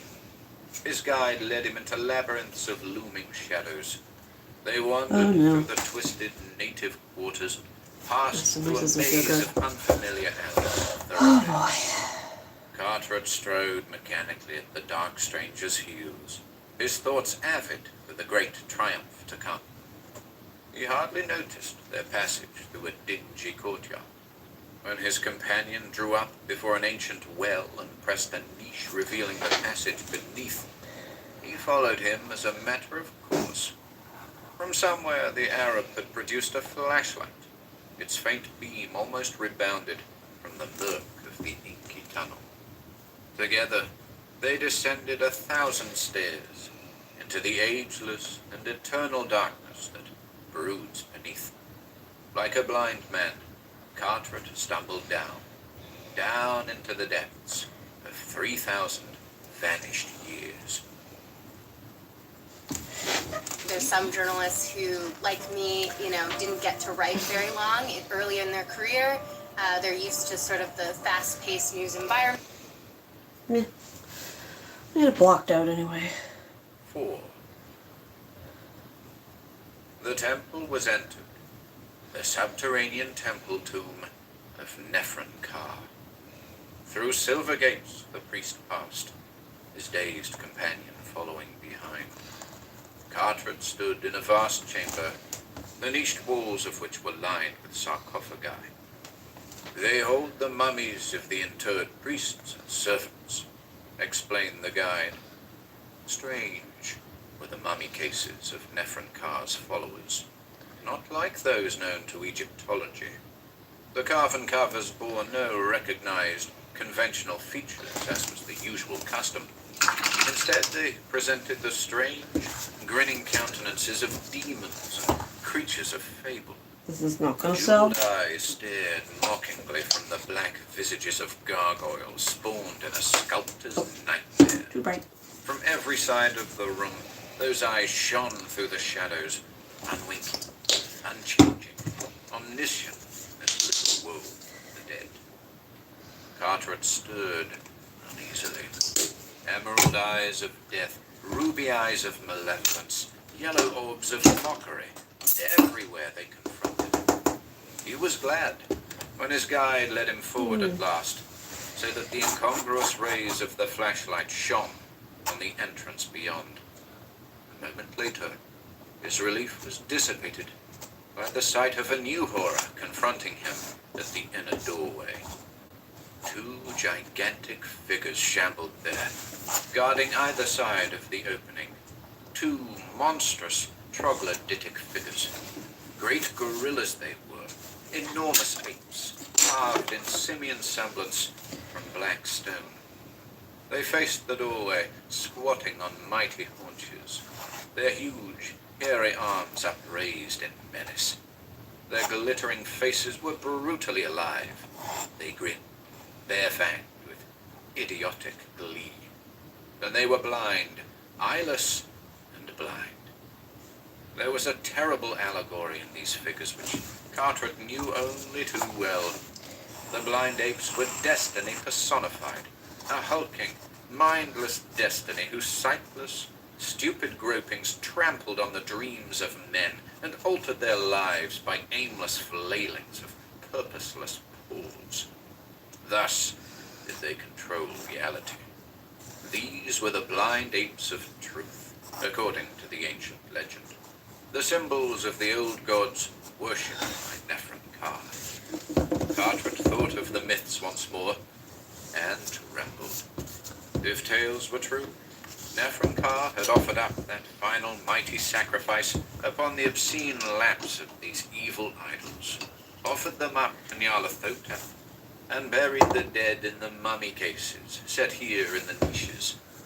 Then he had gone on to his own sepulchre within. The guide proceeded stolidly past the looming figures. Carteret, dissembling his dismay, started to follow. For a moment, his feet refused to cross that gruesomely guarded threshold into the room beyond. He stared upward to the eyeless, ogreish faces that leered down from dizzying heights, with the feeling that he walked in realms of sheer nightmare. But the huge arms beckoned him on. The unseeing faces were convulsed in a smile of mocking invitation. The legends were true. The tomb existed. Would it not be better to turn back now, seek sane aid, and return again to this spot? Besides, what unguessed terror might not lair in the realms beyond? What horror spawn in the sable shadows of Neferenkar's inner secret sepulchre? All reason urged him to call out to the strange priest and retreat to safety. But the voice of reason was but a hushed and awe-stricken whisper here in the brooding burrows of the past. This was a realm of ancient shadow, where antique evil ruled. Here, the incredible was real, and there was a potent fascination in fear itself. Carteret knew that he must go on. Curiosity, cupidity, the lust for concealed knowledge, all impelled him, and the blind apes grinned their challenge. The priest entered the third chamber, It's too much for and coffee. Carteret followed. Crossing the threshold, he plunged into an abyss of unreality. The room was lighted by braziers set in 1,000 stations. Their glow bathed the enormous burrow with fiery luminance. Captain Carteret, his head reeling from the heat and mephitic miasma of the place, was thus able to see the entire extent of this incredible cavern. Seemingly endless, a vast corridor stretched on a downward slant into the earth beyond. A vast corridor, utterly barren, save for the winking red braziers along the walls. Their flaming reflections cast grotesque shadows that glimmered with unnatural life. Carteret felt as though he were gazing on the entrance to Karnaton, the mythical underworld of Egyptian lore. "Here we are," said his guide softly. The unexpected sound of a human voice was startling. For some reason, it frightened Carteret more than he cared to admit.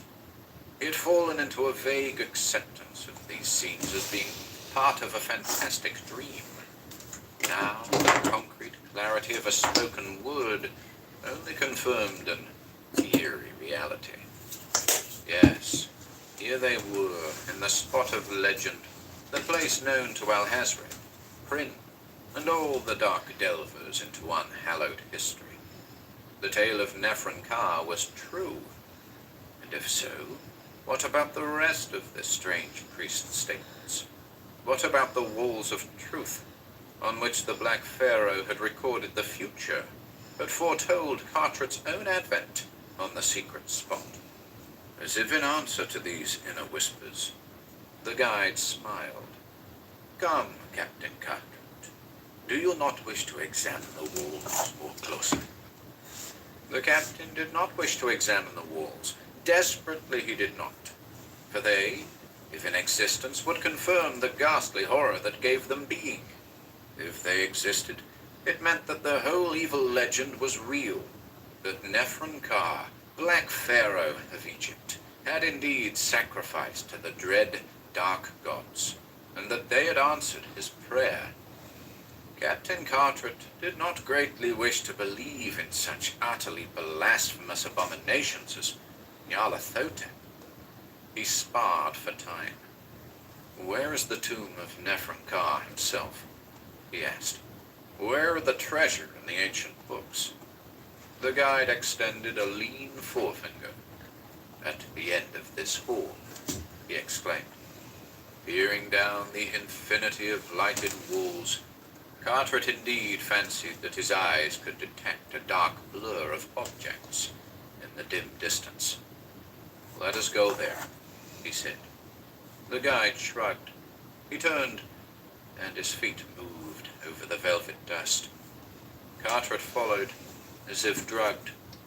"The walls," he thought. "I must not look at the walls. The walls of truth. The Black Pharaoh sold his soul to Nyarlathotep and received the gift of prophecy. Before he died here, he wrote the future of Egypt on the walls. I must not look, lest I believe. I must not know." Red lights glittered on either side. Step after step, light after light. Glare, gloom, glare, gloom, glare. The lights beckoned, enticed, attracted. "Look at us," they commanded. "See, dare to see all." Carteret followed his silent conductor. "Look," flashed the lights. Carteret's eyes grew glassy. His head throbbed. The gleaming of the lights was mesmeric. They hypnotized with their allure. Look. Would this great hall never end? No, there were thousands of feet to go. "Look," challenged the leaping lights. Red serpent eyes in the underground dark. Eyes of tempters, bringers of black knowledge. "Look, wisdom, no," winked the lights. They flamed in Carteret's brain. Why not look? It was so easy. Why fear? Why? His dazed mind repeated the question. Each following flare of fire weakened the question. At last, Carteret looked. You have an idea, but it's And not his quite head how you envisioned exploded. it.